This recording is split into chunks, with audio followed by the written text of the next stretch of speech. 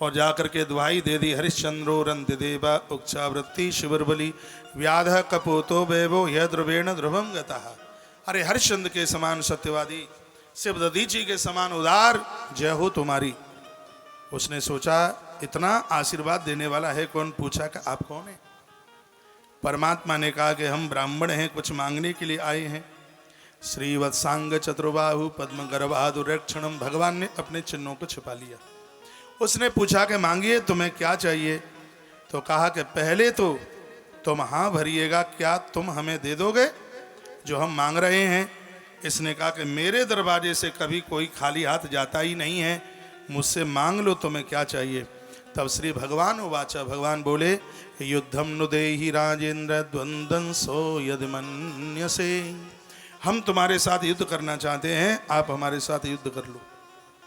ये चक्कर में पड़ गया कि जितने भी आए किसी ने लंगोटी कमंडल मांगा, लेकिन ये पहला व्यक्ति है जो मुझसे युद्ध मांगता है। जरासंध ने कहा लड़ूंगा मैं, क्योंकि मैंने बोला है, लेकिन शकल तो दिखाओ कि तुम हो कौन। इतना कहा तो कुंती माता के दोनों पुत्र और देवकी मैया का लाल तीनों अपने असली भेष में आ गए। तो मुस्कुराया जरासंध। जरासंध ने कहा ए भगोड़े, मैं तो ये सोच रहा था कि तू सुधर गया होगा, लेकिन तेरे ऊपर कोई फर्क नहीं पड़ा।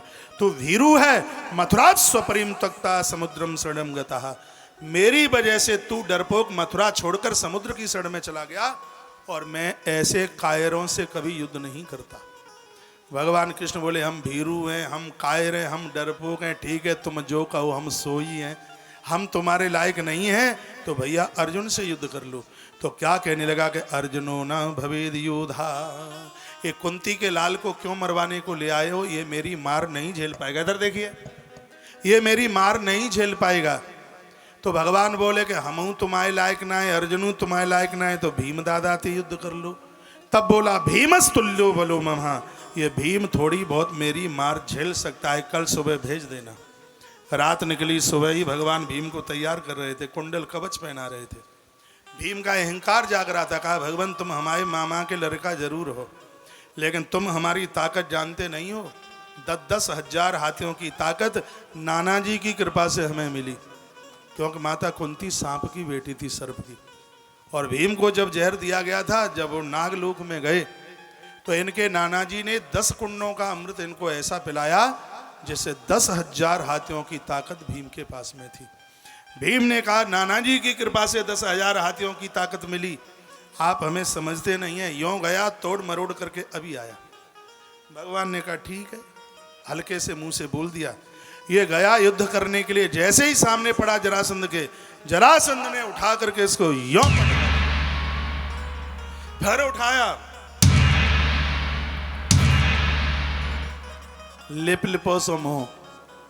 शाम को चल के आए दादा भीम और आकर के बोले कि न्यों बताओ कि हमारे मामा के बेटे हो कि पहले जन्म के दुश्मन हो। भगवान कृष्ण बोले क्या हुआ? मार खाने में कमी नहीं रही, मरवाने के लिए लाए हो, मैं युद्ध करने के लिए नहीं जाऊंगा। भगवान यही तो सुनना चाहते थे। 8 दिन पहले भगवान कृष्ण को बोला 10 हजार हाथियों की ताकत है, बाजुओं में इतनी खुजली है, 2-2 हाथ तुम ही कर लो।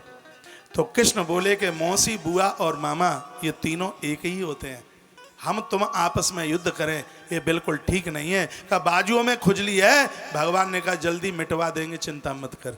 ईश्वर के दरबार में तो अहंकार की खुजली चलती नहीं है, सो आज मिटवाने को ले आए। भगवान कृष्ण को कहा कि मरवा के छोड़ोगे, मुझसे उसका सामना नहीं होता। कृष्ण बोले तुम युद्ध तो करते हो लेकिन मेरी तरफ नहीं देखते, जब तक मेरी तरफ नहीं देखोगे तब तक तुम युद्ध नहीं जीत पाओगे। कथा यहाँ यही घूम रही है। जरासंध वृद्धावस्था का नाम है। कृष्ण कहते हैं कि वृद्धावस्था में जीव मेरी तरफ से निगाह हटा लेगा तो बुढ़ापा उसकी कमर तोड़ देगा, इसलिए मेरी तरफ देखते रहना यदि जरासंध को जीतना है तो। बात समझ में आ रही है? बोलो बांके बिहारी लाल की जय हो। दूसरे दिन यह युद्ध करने के लिए गया, और युद्ध करने के लिए गया, ताल ठोकी और जरासंध ने उठा करके यो फिर उठाया, फिर कृष्ण खड़े हुए थे, देखता है तो कहने लगा जरासंध से भगोड़े की तरफ क्या देखता है, प्राण बचाने तो मेरे पांव पकड़ लिए, तुझे क्या बचाएगा, ये खुद ही भाग गया छोड़ छाड़ के मथुरा। संध्या को भीम लौट करके आया। कथा कह रही है अहंकार नहीं चलता है उसके दरबार में। भीम लौट के आया और कहने लगा, ये लो अपने कुंडल, ये लो कवच, मां कुंती की सौगंध, मैं कल से युद्ध करने के लिए नहीं जाऊंगा, तुम मरवा के छोड़ोगे। अहंकार का पारा तलवे के नीचे कुचल गया। परमात्मा ने कहा, तुमने मेरी तरफ देखा तो सही, लेकिन मैंने क्या किया वो तुम नहीं देख पाए। सिर पर हाथ रखा, कहा चलो कल विजय मिल जाएगी। क्यों? अहंकार मिटाना था। तीसरे दिन युद्ध करने के लिए गया, जरासंध के ठीक सामने पहुंचा तो भगवान ने ऐसे इशारा किया और एक तिनके के दो भाग किए। महाभारत में कथा बहुत विस्तार पूर्वक है।